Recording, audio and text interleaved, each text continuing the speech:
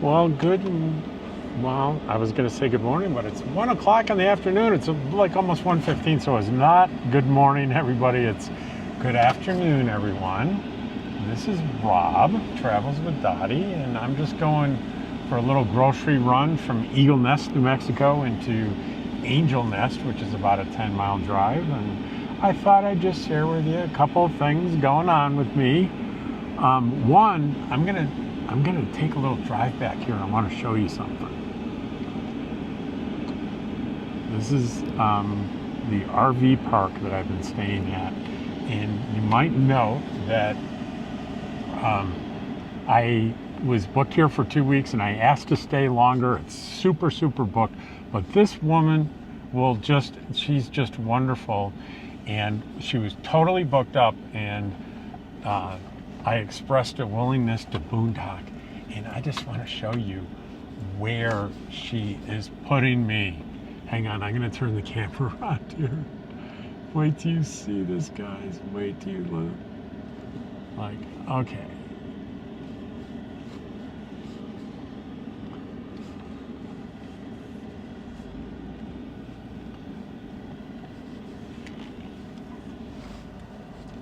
So I'm moving Friday, and guys, check this out. Wait, I have to turn it around again because I've got this wide angle experimental lens. I don't think I want to use that for this. This doesn't need wide angle. I'm just going to back up right here. And I am parking starting Friday right there. Look at that. I'm going to be right parallel to the little fence that you see overlooking the lake. You know, she didn't have to, but she wants to run an electric line out to me, bless her heart. And I'm not going to count on that because it looks like a long way to go from her work shed there. But if she does it, I'll be grateful. If she doesn't, I have my solar, I have my wonderful generator, and you know, you hardly need AC here. It's over 8,000 feet, and it's beautiful. Okay, I'm going to turn it back around, and I'm going to stick this brand new wide angle lens on there. So I'm going to go back out. We're going to drive to Angel Fire to go to the Lowe's, get a little grocery shopping. Going to stop at the hardware store, and I'm going to tell you why. So I'm going to give you guys the opportunity to scold me a little bit. I've been buying bottles. This will be my second bottle of clear Hummingbird feeder juice, which is basically sugar water. And you're going to say, Robert, why don't you just make your own? What is wrong with you? Well, it always seems like kind of murky and weird when I do it. Maybe I'm doing it wrong. And this is, it's not the red stuff. Don't worry, I would never put red stuff in my Hummingbird feeder. I know that's bad. We'll never do it again, ever. It's clear, it's sugar and water, it's pre-mixed. And I'm gonna buy it, sorry. I hope you're not too disappointed in me. So the other saga that is happening is I keep telling you I've solved my leak problem. And every time I think it's solved, I get another leak. And that's where we are right now. And the working theory is that it's all, well, I'll tell you the specific circumstance where it's leaking. And then I'll tell you my working theory about it is, hopefully I had to turn up the AC. It's a little warm in here. The car says it's 97 outside. It's not. The ambient temperature is 80. You can't trust the Ford after it's been sitting in the sun for a while. Where was I? Oh, the circumstances. Purely when I turn on the electric switch to heat the hot water in the hot water tank, after 20 to 30 minutes, when it gets up to full temperature, a puddle reaches the kitchen floor.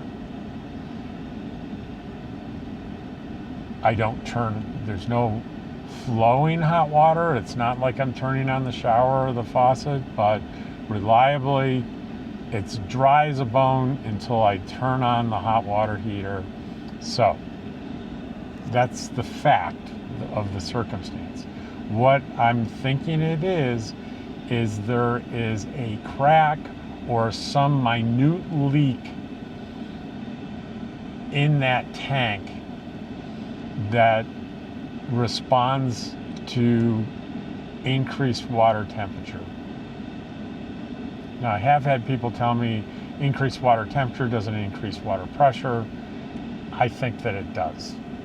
I've done a little bit of research on fluids and water and heat and expansion and contraction. And it's a complicated subject for sure. But water, I believe, and are there any scientists listening to me? You can either agree with me or tell me I'm full of crap. Water expands both with heat and it expands with when it freezes. It's kind of weird. It's a very strange thing, but it's true. And when I mean expand, I don't mean expanding into steam. I'm talking about expanding from like room temperature up to the temperature of residential hot water. What, 108 degrees or something, whatever, 108, 110, whatever that is. And so I've got evidence for that I found on the internet, but I also have a handheld bidet that has a water reservoir, and at the end of that reservoir is a piece of rubber, looks like kind of a nipple off a baby bottle that pops out when you fill it with hot water. And I think, I don't know what that's for. I don't know whether that just relieves a little bit of pressure or what the design is. I have no idea, but I do know when I fill that reservoir with hot water and seal it, that will pop out. And if I fill it with cold room temperature water, it won't. So that tells me that the pressure increases with the water heating. So the guy, Nathan, the RV tech, that's been so kind to me is going to come out this week, maybe tomorrow morning, and just take a look at what he thinks. I've had it on, so it's such a slow little leak that I can afford to keep it on and keep that leak going so he can actually see what's going on. Because if I turn it off, and I don't even have to mop it up, it'll evaporate and suddenly it'll be within a couple hours it'll be bone dry. That's how slow the leak is. But if you're anything like me, guys, you know that that bothers me. It's livable, but it still bothers me that I have a leak. And the other thing I've discovered is I believe I have had this leak since the day I bought the trailer. Why do I say that? So I bought the trailer almost exactly 3 years ago, and within my first week or two, on my kitchen cabinets, I noticed one of the corner pieces was swollen. Because it's swollen for two reasons. One is that they don't make the cabinets out of real wood. They make it out of cheap, like compressed sawdust or whatever that stuff is. And what it was is water was leaking by the water heater and was being soaked into that corner piece like a sponge. Well, I brought it back to the dealer and they looked at it and said, yeah, we corrected a leak. And they ordered the corner piece, which, it's a long story, I never got the corner piece. I had to make my own, and I did, and I took care of that. I'm going a little slow here. Let me get up to 55 so I don't frustrate the guy behind me. Okay, we're going 55.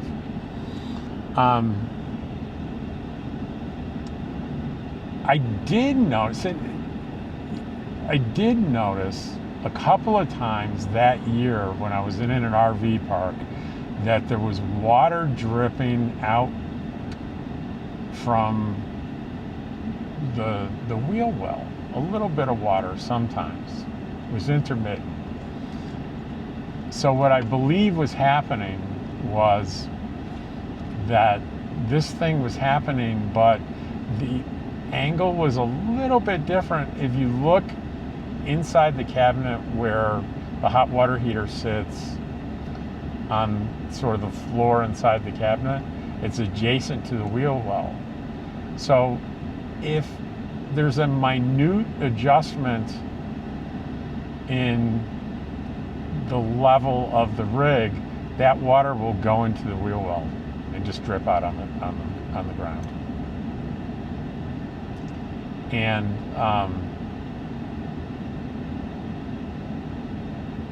it's kind of hard to explain, but it finds a route to the outside by the wheel well. I'm not trying to say I have an open wheel inside in the cabinet. That's not true. But there's an exit there, a way for fluid to drip down. So I really didn't pay any attention to it. I didn't think it was a big deal. I couldn't find anything wet inside the rig. And then sometimes it just wouldn't happen at all. And my theory there is, if the angle's just a little bit different, it would sort of drip someplace else and evaporate. There's like, the guy told me when he looked at it, he said, you've had a leak here for a long time, but there's really no damage because it seems to be evaporating before it does any like damage to anything. So I think it's been there since day one. So I think there's been maybe a defect crack or something in the tank. I was about to say the worst case is he finds a leak in the tank and I have to buy a whole new water heater for like about $400. That's not the worst case. The worst case is we don't find a definitive answer, and I guess that it's the hot water heater. I buy a new water heater, it gets all hooked up, and I spend $400 for the heater, probably $100 to $200 for installation. And I fire it up and everything's fine, and I wake up the next morning and there's a puddle again. That's the worst case scenario. And I really don't want to do that. And I don't think I am going to do that unless he says, here, this is for sure, this is where the leak is coming from, it's a defect in the tank and you need to replace it. I'll do that.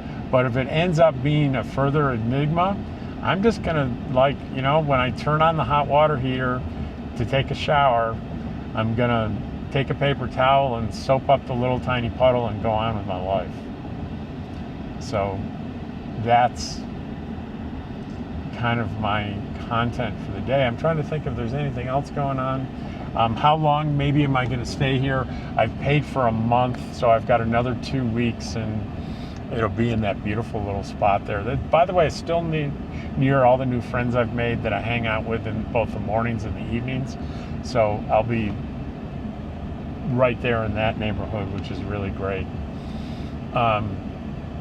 What I'm thinking so far is I will head back and arrive back in Pahrump on the 7th of September and spend from the 7th of September until around the 10th of November in Pahrump, and then arrive on the 11th, 10th or 11th in Quartzsite, and you guys will get your daily dose of Quartzsite videos all winter long. But you're going to have to put up with a bunch more northern New Mexico, Eagle Nest. We may sneak up into Colorado, where, as the crow flies, we're only like 28 and a half miles from the Colorado border here. And so at least more than a month's worth is, and I don't know, I know I'm paid up to stay a month here, so that's another 2 weeks, and I'll ask her if I can continue to stay in that spot in the field where I showed you for another essentially month. And if I get any kind of hesitation, I'm going to say, that's okay, I have other things I can do. Because what I can do for a month is I can head up with my pass for free I can boondock, or not boondock, but dry camp in Cimarron State Park for 2 weeks, and then head back down to Coyote Creek, and I can do a first come first serve non-electric site there for 2 weeks, and that'll take care of the month. But I'd rather stay where I am, but I'm flexible. I can do either one, or I can do neither and do something else. Who knows? We'll see. And I will definitely keep you updated. I think I'm getting really super close to Eagle Nest here. Let's see. I'm gonna flip the camera around for you so you can see the sky. There you go, there's the road. And I'll show you coming into Eagle Nest, and I will sign off and promise you another video tomorrow. And also thank you for watching my videos. I appreciate it. I sound a little distracted because I just saw a sign for Eagle Nest Apartments, and there's these beautiful 2-story apartments by the side of the road here that have epic views. Epic views. I wonder how much they are. Interesting. I bet they're... Okay, here's my bet. I'm going to look up, and I'll put up on the screen here, if I can find it on the internet, how much they are. My guess is a simple, small one-bedroom is $1,100 a month. I bet it's not. I sense that Eagle Nest is a little ritzier than most places in the area here. We'll see. See if I'm right. And all bets are off if it's some kind of subsidized housing. There's no telling. But I'm assuming it's not subsidized housing. If it's not, I'm going to guess $1,100 for a one-bedroom. And we have the slow down signs here, and we have the construction and the left-hand turn into Eagle Nest. And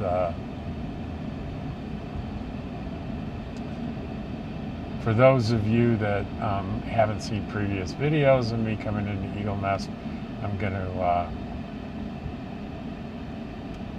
have you stay with me here, and we'll show you what Eagle Nest looks like. And we're going to, first off, because it's first in line here, is I'm going to go into the True Value to get my Hummingbird food. Let me tell you, this Hummingbird feeder I got is like, I bet it's close to a liter,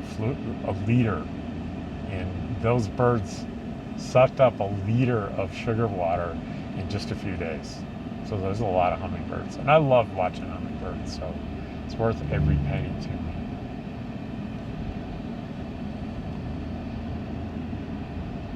So if you haven't seen previous videos, Angel Fire, and forgive me if I can't remember, did I say, I often will say Angel Nest. It's Eagle Nest where I'm staying, it's Angel Fire here, and if I said Angel Nest or something, forgive me, but it's Angel Fire. And the first business here on the right is Angel Fire Car Wash. With the downpours that we get almost every afternoon, I can't imagine there's a significant need for car washes. But maybe I'm wrong.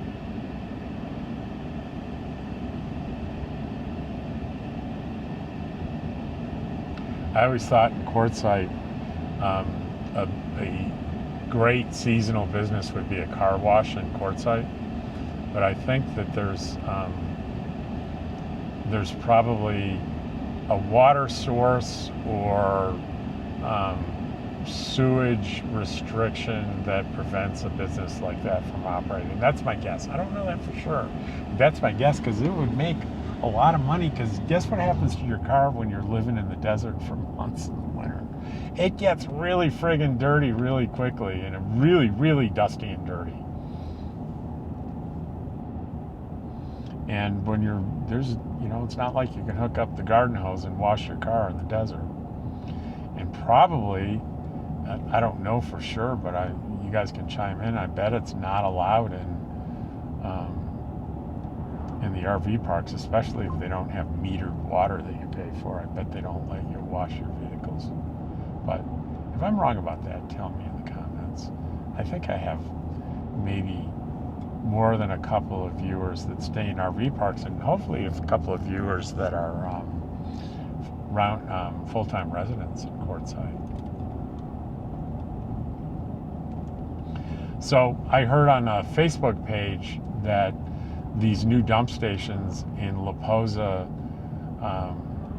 Tyson Wash are not operational, and they will not be operational again this season. And the person on Facebook told me that, and I asked her, is that for sure? And she answered just one word, yes, that's for sure. And I was kind of hoping she'd give me, like, I work for the BLM, or here it is announced, but no such luck. And I didn't ask for that, to be fair. So there's Zeb's restaurant. It looks like a really cool restaurant, and it's always busy, and I've never eaten there. I need to maybe eat there someday. Today's not a good day because I'm not hungry. But here's the True Value store. I really like this place. And right here, this, right in front of us, that little restaurant there, Mexican's very, very good. Very good. Whether you want lunch or they have breakfast burritos in the morning, it's really excellent, excellent, excellent.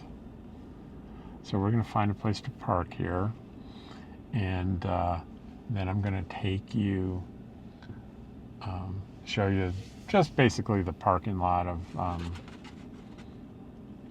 boy, it's not easy to find a parking spot here right now at all. I don't see any parking spaces. I'm going to have to kind of go to the outskirts here or something. Yeah, I'm going to have to go all the way over here. I'll be damned. Look at that.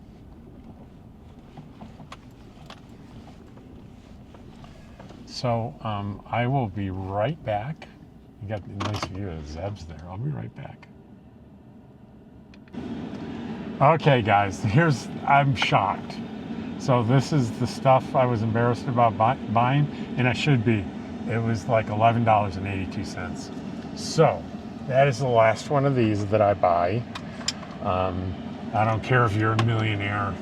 If you spend $11.82 and not be willing to mix your own sugar and water, then there's something, I think, very, very wrong.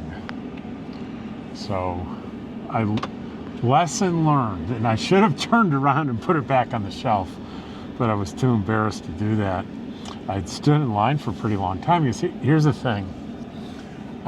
If you are traveling like I am, and you go to, and what I love about my traveling is I go to small little towns, and I love it. And these are small little towns in northern New Mexico, and when you go to the store, people ahead of you are going to be chatting with the people at the register because they're friends, they know each other. And they're not going to be in the mode of, I'm going to ring up stuff as quickly as humanly possible to get people in this line. It's a different atmosphere. And I expect that, and I'm totally laid back with it. And I can see how if you're not expecting that, you might not be all that laid back with it. But let's go to the front again. And not the clouds, Rob. We want to see the street. There we go. There's the street. And we're going to go to Lowe's. I'm not going to take you in there. And it's like I ended the video and I just kept going. I do that, don't I? So I've already said goodbye. See you in the next video. Told you how much I appreciate you watching videos. And here we go. The video is continuing. That's kind of just how I roll.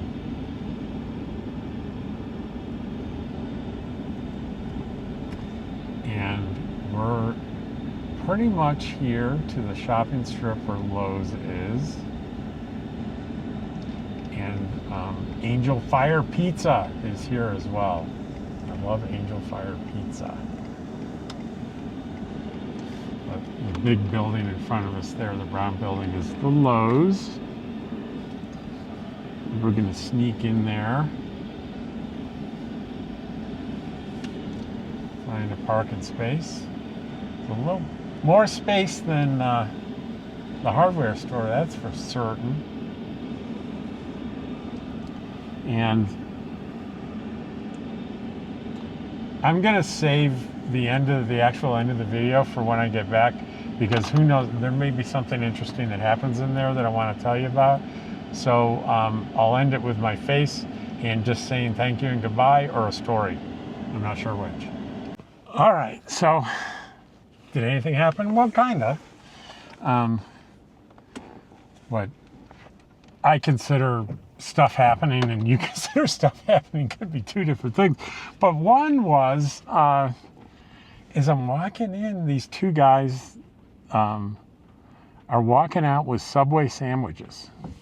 And I'm thinking, they're walking out with them like they just bought them. And I'm like, how are they buying Subway sandwiches in the Lowe's grocery store? Is there a Subway place in here? And I missed it the last 5 times I walked into this small grocery store. And guess what?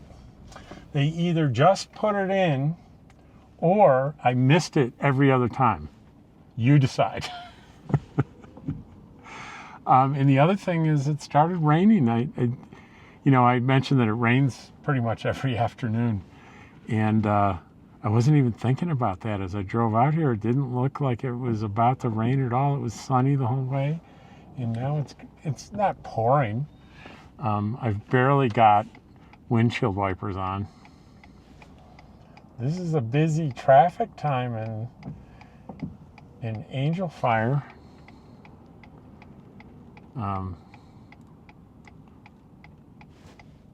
There's lots of cars coming, and I can't pull out yet.